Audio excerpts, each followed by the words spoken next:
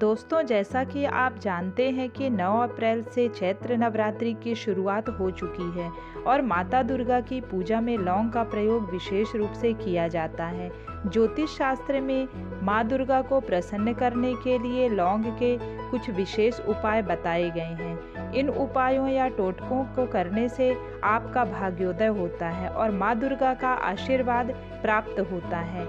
आइए दोस्तों, जानते हैं चैत्र नवरात्रि में किए जाने वाले लौंग के इन टोटकों के बारे में। तो आइए दोस्तों, देखते हैं। पैसों की तंगी दूर करने के लिए माँ दुर्गा के सामने रखें अखंड दीपक में 9 दिन तक रोज एक लौंग जलाएं। ऐसा करने पर परिवार में आर्थिक उन्नति होती है और सुख शांति बनी रहती है। घर आएंगी खुशियाँ। माँ दुर्गा को नवरात्र में हर दिन गुलाब के फूल में 2 लौंग रखकर अर्पित करें और शाम को कपूर से आरती करें। इससे घर की नकारात्मक शक्तियां दूर होती हैं और सकारात्मकता बढ़ती है। बिगड़े काम बनेंगे।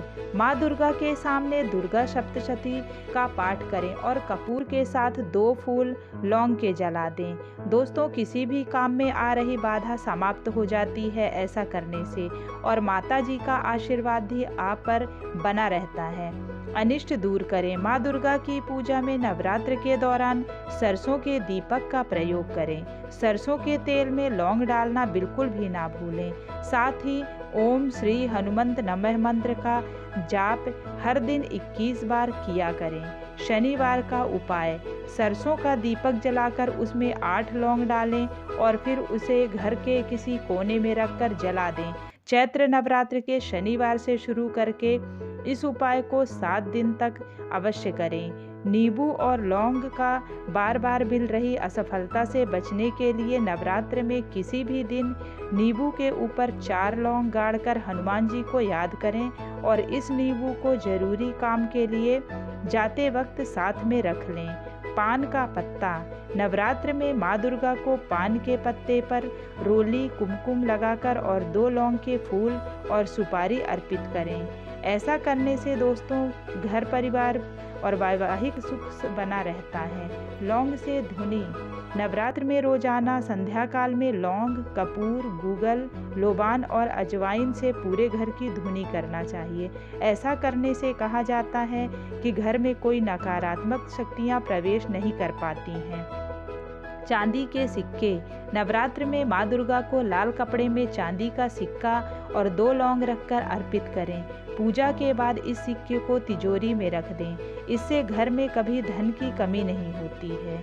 घर के दोष दूर करने के लिए दोस्तों चैत्र नवरात्रि के 9 दिनों में हर रोज जलते हुए कपूर पर 1 लौंग रख लें और फिर उसको पूरे घर में घुमाएं। ऐसा करने से घर में मौजूद सभी तरह के दोष दूर हो जाते हैं और सकारात्मक ऊर्जा का प्रवाह बना रहता है, जिससे मंगल ही मंगल होता है।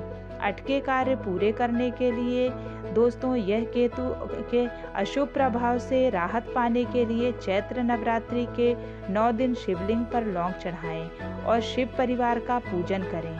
ऐसा करने से छाया ग्रह के अशुभ प्रभाव से मुक्ति मिलती है और आपके अटके हुए कार्य भी बनने लगते हैं।